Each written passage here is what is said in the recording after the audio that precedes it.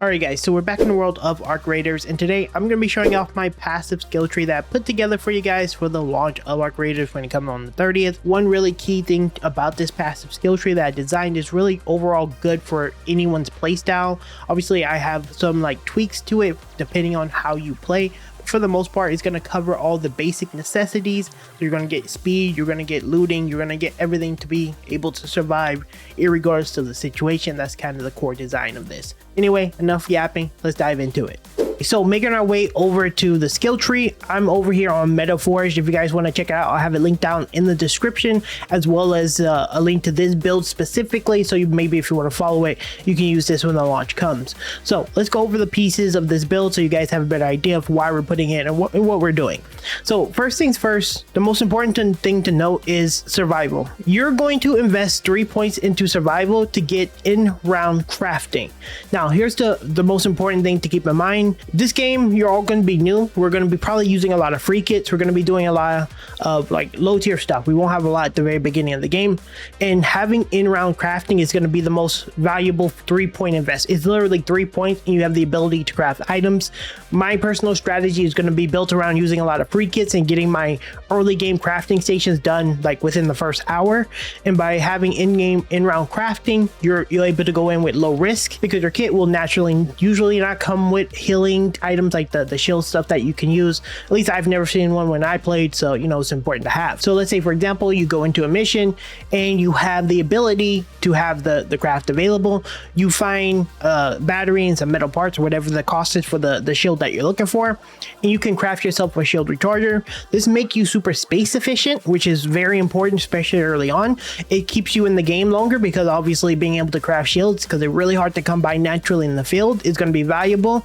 And there's literally no reason why you shouldn't be clicking those 3 nodes. So that's super important. There should never be a build that doesn't have those things. So just keep that in mind. So obviously those are going to be your first 3 points.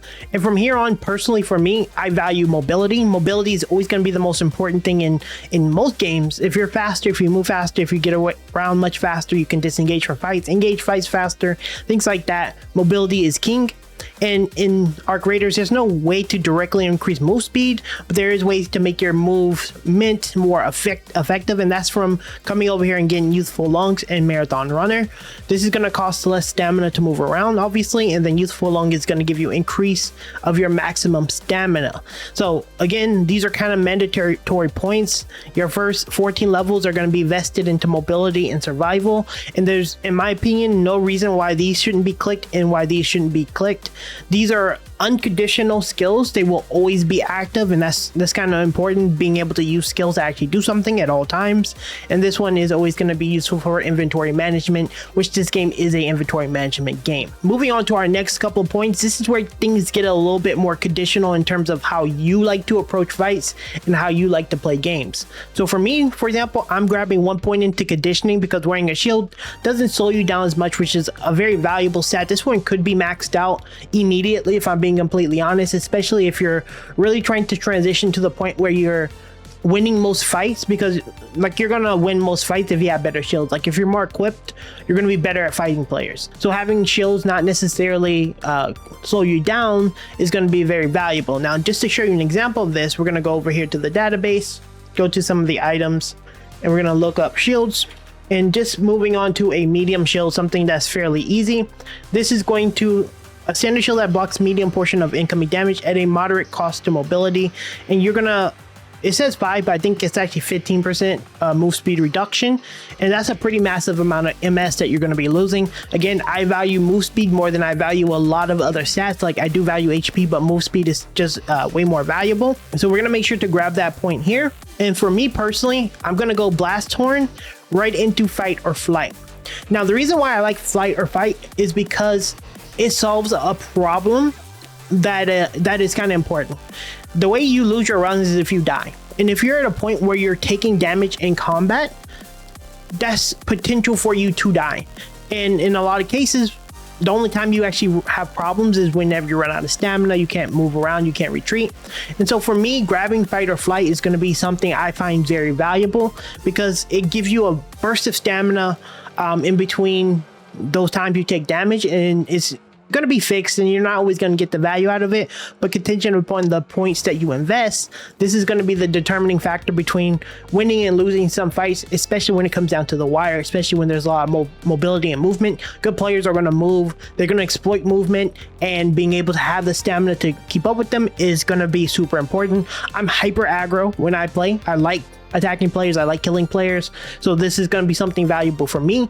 But for you, if you aren't someone who's hyper aggro, I would go back. I still think one value point could be of use, but I would also go into gentle pressure and then move over here to proficient prior. So this could be another option that you could go to, because this is going to make it way more efficient for you to actually get loot. So if you're more of a scavenger, you don't want to engage in PvP as much, you want to engage in PvE a lot more, be a little bit more secretive and get things done more effectively, or you're maybe even solo. If you really like that solo playstyle, jumping in and grabbing proficient prior is going to actually make you more efficient. So this is going to be dependent on your playstyle. I'm going to take these points back and then go into what I like, because this is just who I am.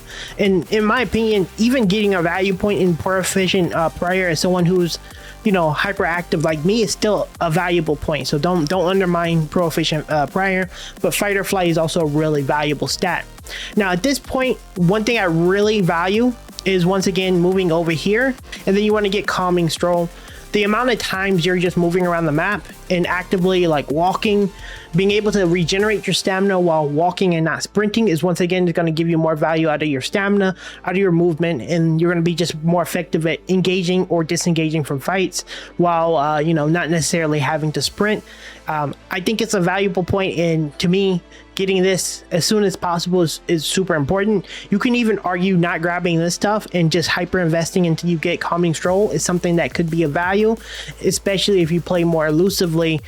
Unlike myself, I'm a little bit more hyper aggro. From here, we're going to be putting a lot of effort into survival. I feel like mobility is already in a good spot. I think these are the most valuable points that you're going to get for a long time.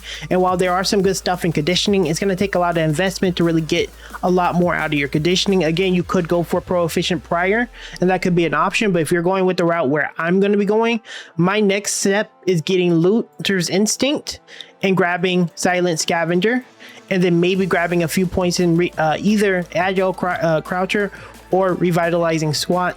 These things can be depending on what you find more value in. From here, it can really go either way. I'm grabbing both of these because they both bring a lot of value to the table. You're going to get as good as new, and you're going to get Suffer in Silence while you're critically hurt. Your movement makes less noise, which is super valuable. And then as good as new, while you're under a healing effect, your stamina is going to regenerate. In the middle of a fight, you can like heal.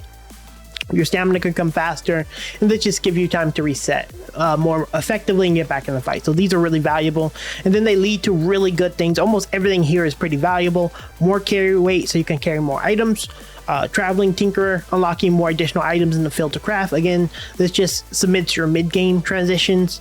And then we have over here, while looting is a chance to reveal twice as many items. Again, if you're in those red zones and you're actively getting a lot of items and you're really going for the get the best weapons possible kind of approach, this could be super valuable. So for me, this is kind of where I'm gonna settle on right before we get the ability to unlock Security Breach.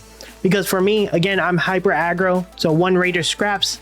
Whenever you're looting raiders containers, you have a small chance of finding additional field crafted items. That's going to be useful because I'm going to be killing players a lot. Stubborn Mule, your stamina regeneration is less affected by over encumbered. Again, I'm a little greedy loot goblin, so I really want that. And then of course, Looter's Luck. While looting, there's a chance to reveal twice as many items at once. Again, just going to get a lot more items, and this is going to be the perfect segue to getting Security Breach, because again, I value items more than anything else, and this is kind of where personally I feel anything else that you do beyond this point is going to be completely up to you, but this is kind of where I stop on my levels. It's a lot of point investment to get to Security Breach. If I'm being honest, 36 is quite a bit of investment, but when it comes down to it, this is how I feel my tree is going to be situated. Again, make sure you keep your eye on Proficient Prior. Do not underestimate this node. Do not underestimate Fight or Flight. Again, these are going to be conditional depending on what it is that you value as you play the games, being more elusive or being more, you know, frontliney and more into the fray. But yeah, this is how I set it up. Let me know what you think. Arc Raiders is right around the corner and we don't have a ton of time left to prepare for it, but I did want to give you guys a good insight on what I'm planning on or what I'm building out. I think this is going to be probably one of the most well-rounded builds for pretty much any player. As long as you get in-round crafting early on and you focus on your stamina, I really feel like there's not really much more you can do bad there, so make sure you do that. But overall, this is what I'm thinking. As always guys, I will be live streaming here on YouTube as well as over on Twitch, so if you do want to watch some live gameplay, feel free to stop by. I'm going to be putting out a lot of guides and playing quite a bit of hours just to get some experience. Don't forget to leave me a like as well as subscribe for more Arc Raiders coverage. And just like that guys, I'll see you in the next one very soon.